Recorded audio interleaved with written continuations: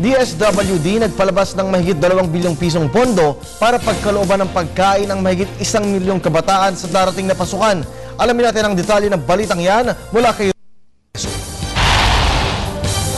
Maglalabas na ng 2.9 billion pesos ang DSWD para magpakain sa 1.7 milyong kabataang Pilipino na papasok sa darating na school year. Ang 1,755,034 na mga kabataan na galing sa mahigit 45 daycare centers sa buong Pilipinas ang makikinabang sa Supplementary Feeding Program ng DSWD. Ang proyektong ito ay magtatagal ng 120 araw. Ayon kay DSWD Secretary Corazon Soliman, ang bawat batang may edad na 3 hanggang 4 na taong gulang na naka-enroll ay mapagkakalooban ng mga hot meals 5 beses sa isang linggo.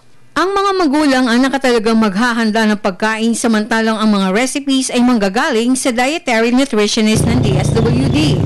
Kasabay ng pagsasagawa ng proyektong ito ng pagpapakain sa mga bata, makikipag-ugnay na rin ng DSWD sa mga rural health centers para sa regular na pagtitimbang at iba pang mga pangangailangang medikal ng mga bata. Ang una sa makikinabang sa nasabing programa ay ang Malaking Ilog Elementary School sa Camarines Sur, kung saan ipinagkaloob na ng DSWD Bicol Region Director Arnel Garcia ang halagang 163,275 pesos sa prinsipal ng nasabing eskwelahan para sa 3 buwang pagpapakain sa kanilang mga daycare students. Para sa Telebisyon ng Bayan, Roby Cerezo.